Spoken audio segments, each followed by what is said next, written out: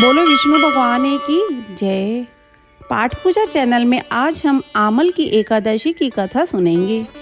मानधाता जी बोले, हे वशिष्ठ जी, यदि आप मुझ पर प्रसन्न हैं तो व्रत की कथा कहो जिससे मेरा कल्याण हो। वशिष्ठ जी बोले, हे राजन, सब व्रतों से उत्तम और अंत में मोक्ष देने वाला आमल की एकादशी का वर्णन करता हूँ। ये फागुन माह के शुक्ल पक्ष में होती है। इस व्रत का पुण्य 1000 गोदान के फल के बराबर है। मैं आपसे एक पौराणिक कथा कहता हूँ।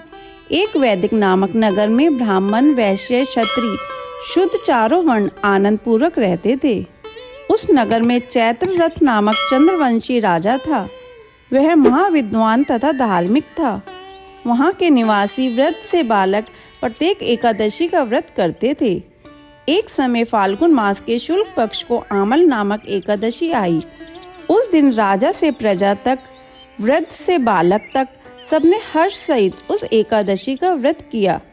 राजा अपनी प्रजा के साथ मंदिर में जाकर पूर्ण कुंभ स्थापित करके तथा धूप दीप नैवेद्य पंचरत्न छत्र आदि से धात्री का पूजन करने लगे।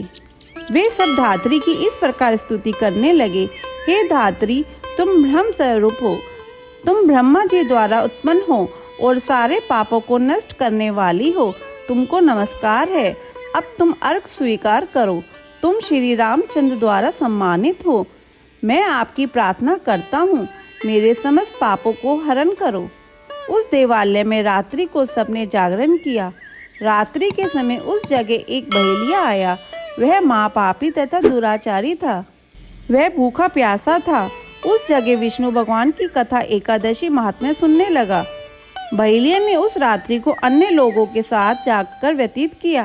प्रातःकाल होते ही सभी लोग अपने अपने घर गए। कुछ समय बीतने के पश्चात उस बहेलिया की मृत्यु हुई और उस आमल की एकादशी के व्रत तथा जागरण के प्रभाव से उसने राजा विदुरथ के घर में जन्म लिया। उसका नाम बसुरथ रखा गया। बड़े होने पर वह चतुरंगिनी सेना के सहित तथा धन धान्य से युक्त होकर 10 सहस्त्र ग्रामों का पालन करने लगा।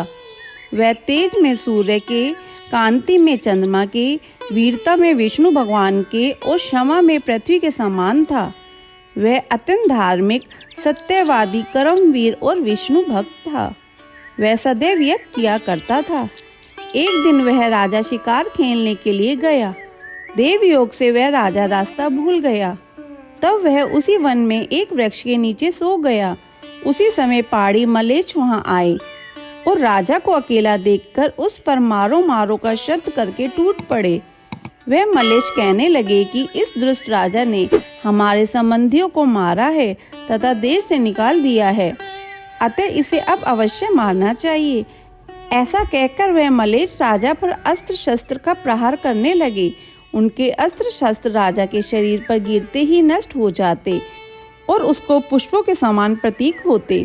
उन मलेच्छों के अस्त्र शस्त्र उन पर उल्टा प्रहार करने लगे, जिससे वे मूर्छित हो गए। उस समय राजा के शरीर से एक दिव्य स्त्री प्रकट हुई, जो अत्यंत सुंदर तथा सुंदर वस्त्रों तथा आभूषणों से अलंकृत थी। उसकी भ्रूकुटी टेढ़ी थी, आंखों से लाल लाल अग्नि निकल रही थी। वह मलेच्छों को मारने दौड़ी और समस्त मलेच्छों को काल के गाल में पहुंचा दिया। अब राजा जब जगा तब इन मलेच्छों को मरा हुआ देखकर सोचने लगा कि इन शत्रुओं को किसने मारा है।